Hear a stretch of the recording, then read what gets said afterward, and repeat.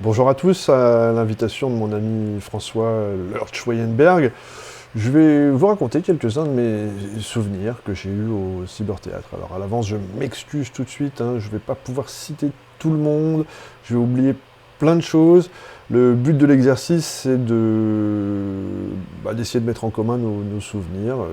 François va s'amuser à les collecter. Vous pouvez nous envoyer tout ça sur la page Facebook qui existe. Vous tapez Cyberthéâtre et vos messages vidéo, texte, photo, même de l'audio, tout est le bienvenu. On va essayer de se faire un petit revival d'actualité puisque le cyberthéâtre, déjà il y a 23 ans, était tout à fait d'actualité. Alors, bon, je ne suis pas là trop pour parler du cyberthéâtre. Je vais surtout essayer de parler de mes souvenirs à moi, de ma vision et comment est-ce que ça s'est passé quand je suis arrivé à Bruxelles pour la première fois. J'étais quand même assez jeune, c'était la première fois que je venais à Bruxelles et j'y venais. J'ai fait la rencontre de Rudy. Hein. J'ai fait la rencontre de Rudy à côté. Alors c'était pas chez Hector Poulet, c'était le trappiste là qui était juste à côté. Et avec Nadine, je crois me souvenir, oui, avec Nadine, on a visité le chantier du cyberthéâtre. Alors c'est un ancien cinéma qui avait été complètement détruit de l'intérieur pour être refait.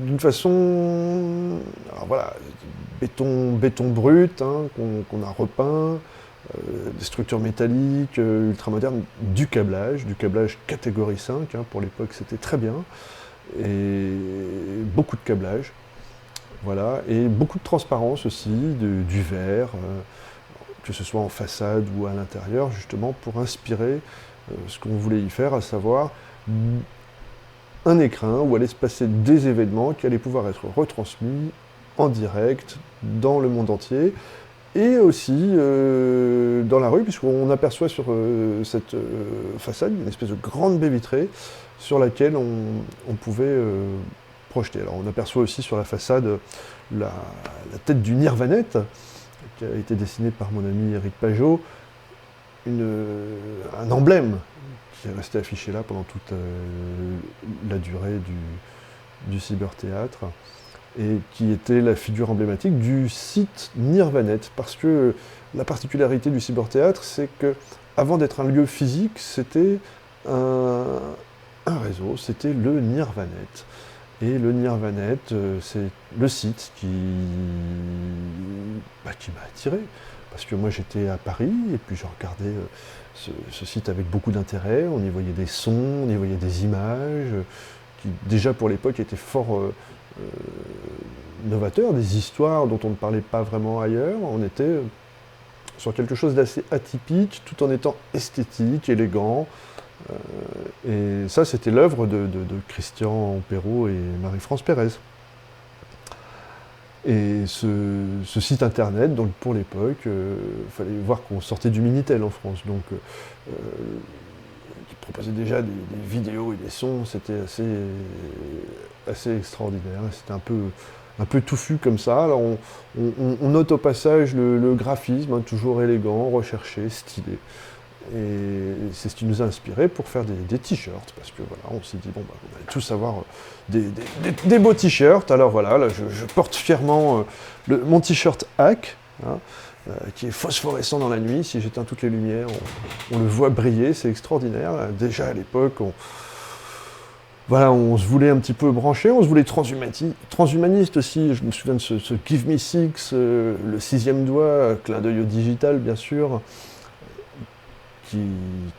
L'extraterrestre peut-être, que sais-je, en tout cas qui à chaque fois évoquait notre imagination et surtout notre originalité. Quelle fierté que de porter ces t-shirts que l'on vendait en boutique, mais c'était avant tout les porter, quoi. Je veux dire, quand on portait ça et qu'on allait dans d'autres endroits à Bruxelles, c'était une époque où, ma foi, voilà, il y avait une espèce de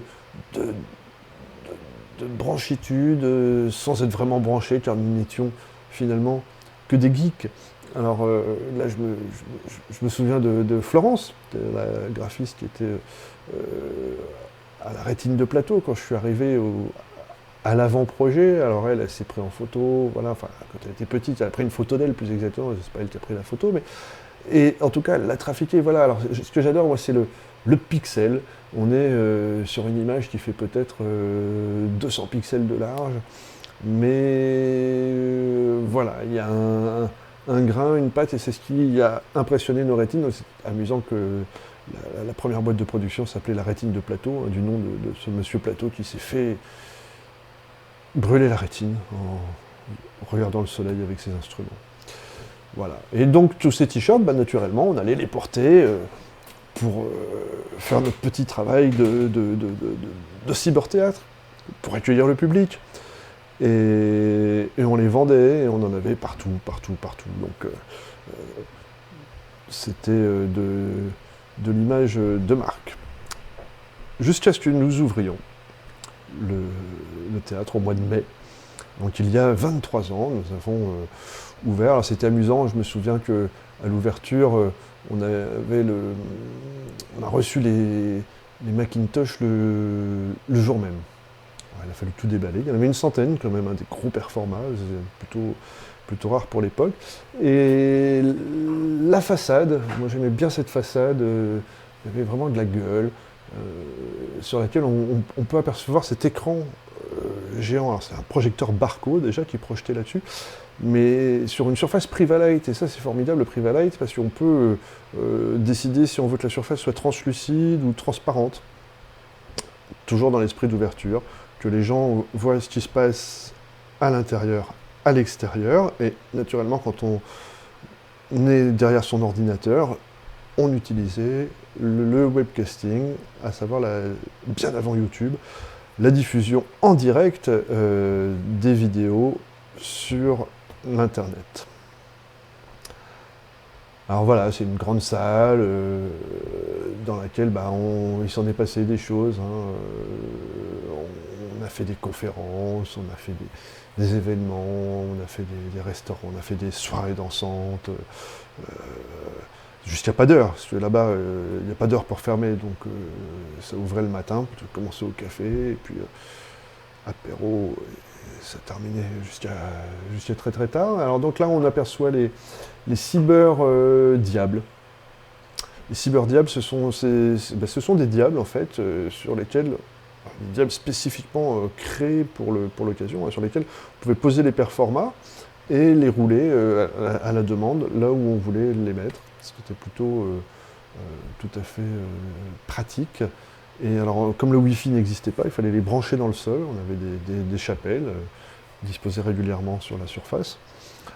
Et voilà. Alors, le cyberthéâtre n'était pas qu'un théâtre. Il y avait également un restaurant, un bar, un restaurant, une boutique aussi. Et dans ce restaurant, on pouvait se retrouver entre amis, manger, on avait de l'espace. Alors, je me souviens, là, dans cette salle, on avait un technicien qui était un peu... Une fois, il a fait tomber un gros projecteur, un par, là, bam, juste à côté de quelqu'un.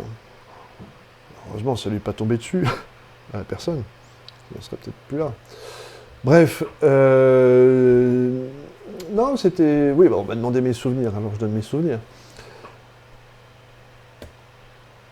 Les gens arrivaient ici en disant « Mais est-ce que je peux accéder à Internet ?» Oui, oui, il suffit de boire un verre, et vous avez Internet gratuit. Et combien de personnes ont découvert Internet dans ces murs?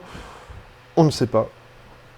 Mais en tout cas, il y en a beaucoup. Et alors, bon, les entreprises faisaient appel à nous pour tenir leurs conférences. C'était bien pratique parce que tout était équipé, justement, pour faire de la visioconférence, pour retransmettre la présentation sur les Internets, que ce soit du PowerPoint ou du blabla, et toute l'équipe se mettait en quatre à chaque fois pour accueillir le public et les entreprises qui avaient besoin de nos services. Alors le soir, on produisait des spectacles, on produisait aussi de la musique, donc là c'est mon ami Karl qui mixe. J'aimais bien son son, du son bien techno, comme ça envoyait du bois, et après une dure journée de travail, parce que voilà, on comptait pas nos heures, eh bien on avait le droit à un petit... il y a des pointures qui sont venues, mixer. Pour l'époque, voilà, on avait toujours ces caméras, ces écrans, une mise en scène et une grande capacité d'accueil sur 2 étages, donc c'était plutôt agréable. 2 étages et 2 salles même. On y reviendra un petit peu plus tard, mais tout ça a été orchestré donc par une régie, 2 régies exactement, une régie audiovisuelle et une régie informatique. Alors moi j'étais plutôt dans la régie informatique, avec des ordinateurs AIX, Linux. Donc AIX c'est le système d'Apple, une espèce de grosse machine, de gros serveurs, des Silicon Graphics. Et bon, des PC aussi, il y avait un peu de Windows quand même. Mais moi je me souviens qu'on faisait tourner autant que possible les choses sur du Linux, pour tout ce qui était serveur, SGI pour tout ce qui était plutôt traitement vidéo, 3D naturellement. Et les Mac nous servaient d'encodeurs déjà, d'encodeurs vidéo, on les a bien fait souffrir les Mac. Alors voilà, c'était une façon de travailler qui était plutôt agréable. À l'époque, on pouvait fumer dans les régies. Bon, comme on avait accès au restaurant et au bar, on ne sortait plus de là. On était, quelqu'un dirait, comme confinés dans le cyberthéâtre, mais en même temps, nous étions ouverts sur le monde. Donc, confinés, mais connectés. Donc, petite régie audiovisuelle avec une Panasonic MX50, Panasonic MX50, petite console de mixage vidéo, 4 entrées, alors tout en composite, mais à l'époque c'est pas grave, on passait des vidéos en VHS, et puis console audio pour assurer les concerts quand même. Là on était plutôt pas mal équipés en sono et en lumière, on avait du Privalite, oui, Privalite. Ça envoyait pas mal et on a eu des gros concerts qui sont venus, des concerts, des masterclass, Bertrand Tavernier, Denis Souper, pour les masterclass de cinéma. Et je me souviens du premier concert des Simple Minds qui sont venus donner le premier concert retransmis sur les internets, et peut-être le premier concert au monde, retransmis sur internet. Faut voir qu'on est en 97, là, 97-97, et c'était bien avant YouTube, je le répète, donc nous on faisait ça en real vidéo, et les Simple Minds sont venus pour donner leur concert là, chez nous. Alors, on a explosé les serveurs, c'était génial. Axel Red est venu aussi. Alors Axel Red c'était amusant parce que là elle est filmée à la webcam. On a oublié la qualité des images qu'on pouvait délivrer à certains moments. Alors c'était pas toujours aussi pire, mais c'était en général guère mieux. Il faut voir qu'on faisait du traitement en direct avec les machines de l'époque. Et c'était déjà pas mal de faire du direct sur internet à travers une ligne 64 kg. Alors on faisait aussi alors, on avait un studio 3D. Alors, le studio 3D, c'était sur Silicon Graphics, donc là du matériel plus sérieux, Onyx de Silicon Graphics. Donc là l'Onyx c'est une machine qui est grosse comme un lave-vaisselle à l'époque, qui nous permettait de faire de la réalité virtuelle. Donc là avec les lunettes, en l'occurrence sur cette image, on voit que Niels, mon ami Niels, est rentré dans un univers 3D et discute avec Éléonore. Alors Éléonore n'est pas dans la salle, elle est au nord. En tout cas, elle est dans l'image. En réalité, augmenté, virtuel, c'était pas tout à fait augmenté là. Ce qu'on a réussi à augmenter, c'était avec des capteurs Polymus, où là on filmait effectivement la personne sur des caméras alors, qui n'étaient pas traquées, donc qui ne bougeaient pas, mais ce qui était traqué, c'était l'objet. Les Polymus traquaient la position de l'objet, et donc ça donnait des faisceaux. Là, je vous invite à regarder les vidéos qui sont sur cette chaîne et qui vous les montreront. Et alors c'était amusant parce qu'à l'époque on a tout un équipement bien lourd, des combinaisons, des capteurs. C'était une ambiance de chercheurs assez passionnant avec des pointures qui sont venues du monde entier pour profiter de nos installations. Le tout chapeauté par une société donc, qui s'appelait le Global Theatre Network, hein, qui avait pour ambition à l'époque de développer un petit peu le concept et de le porter au-delà des frontières belges. Et ce Global Theatre Network était dirigé par Philippe Brouwerman, qui était à l'origine de tout le cyberthéâtre. Alors, je me souviens de Philippe Brouwerman, je me souviens de sa ferme, de sa personnalité, de son envie de faire les choses, un visionnaire qui est, allez, disons-le, un peu fou, qui a fait ce pari fou de dire, allez, moi je mets de l'argent sur la table, je trouve des investisseurs, je trouve des partenaires, et je trouve comment on appelle ça, pas des employés, mais oui, des gens hein, pour faire tourner la boutique, et une équipe, pour monter une équipe, et tout s'est fait, et Philippe est quelqu'un de, oui, sans qui ça n'aurait pas pu se faire, mais peut-être un peu comme chacun d'entre nous. Je pense à mon ami Chris, l'administrateur réseau, qui était lui aussi un fou, mais moi-même ne suis-je pas un fou. Christian, Marie, Jaff, qui n'était pas fou dans cette bande. Je crois que personne ne me contredira, on a tous notre grain de folie. Et alors bon voilà, on était dans une ambiance start-up qui nous donnait vraiment envie de travailler, parce qu'on voyageait, on rencontrait, on était vraiment regardés par tous les fabricants informatiques qui fabriquaient des ordinateurs et qui voyaient ce qu'on en faisait. On repoussait les limites technologiques au service d'une narration.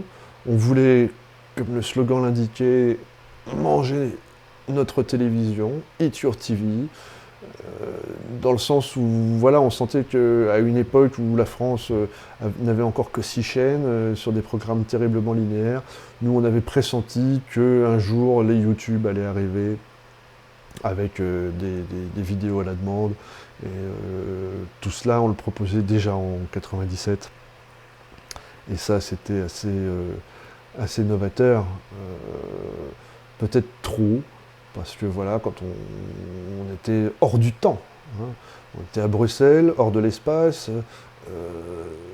et hors du temps, tellement en avance, et tellement fou, porté par une vague, en plus dans cette ambiance incroyable. On arrivait le matin, il y avait de la musique, jusqu'au soir, hein, où la musique ne faisait que monter, monter, monter.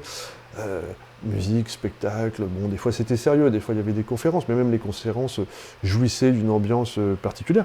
Le tout organisé par notre ami Guillaume, je me souviens, qui était responsable d'événements, était toujours, voilà, ça touche à l'oreca, de sorte que le client soit satisfait, et je crois que peu en sont sortis pas satisfaits. Alors le tout supporté par nos amis graphistes, hein, pensée spéciale pour eux, parce que c'est un peu l'emballage, l'enrobage de tout le programme. Je me souviens de tous ces flyers, je me souviens bon, le site web, c'est le premier truc qui nous accroche, finalement c'est l'œil, les t-shirts, donc les graphistes ont ce langage. Alors Joe, bon anniversaire, hein, c'est tous les jours ton anniversaire maintenant. Notre web diablesse voilà, qui se battait, à rouspéter dans les couloirs pour que le site soit beau, pour que ça fonctionne, qu'elle ait ce qu'elle voulait. Voilà.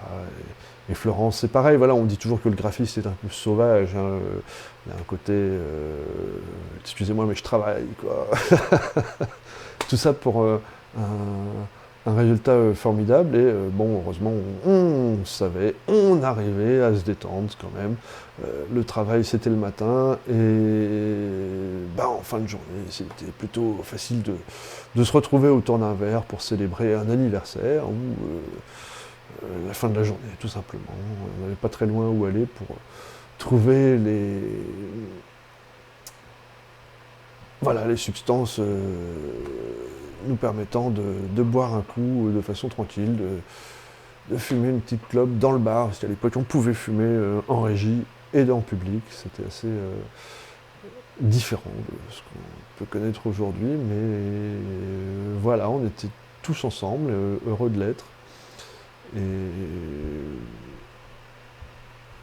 je suis un peu nostalgique de cette époque, c'est vrai. Même si, voilà, on avance dans la vie et ça reviendra peut-être un jour, qui sait. Parce que il est important, voilà, d'avoir ce mix entre endroit réel et connexion. Et quand cela se fait au service d'une création artistique, narrative, euh, politique aussi, hein, on a fait un peu de politique. Bon, bah, oui, il y avait des journalistes, il y avait le cyber, c'est ça, hein, le cyber, c'est la cybernétique, l'organisation et la régulation des structures complexes, cyberthéâtre, l'endroit où les choses se passent, et bien voilà, en transparence et en connexion pour progresser. C'était les fondements, les fondations d'Internet, et je pense qu'il ne faut pas lâcher ça, et surtout bien garder à l'esprit que tout n'est pas qu'une affaire de technologie, c'est aussi une affaire humaine. C'est pourquoi vos témoignages sont importants. Si vous avez connu le cyberthéâtre, si vous avez travaillé au cyberthéâtre, contactez-nous, envoyez un petit message, soit en commentaire, soit sur la page Facebook, et on vous répondra avec grand plaisir. On ne sait pas ce qu'il en sortira, nul ne peut prédire l'avenir, mais déjà se retrouver, c'est une bonne chose. J'espère que vous avez aimé cette vidéo, n'hésitez pas à la liker et à vous abonner pour la prochaine fois. À bientôt.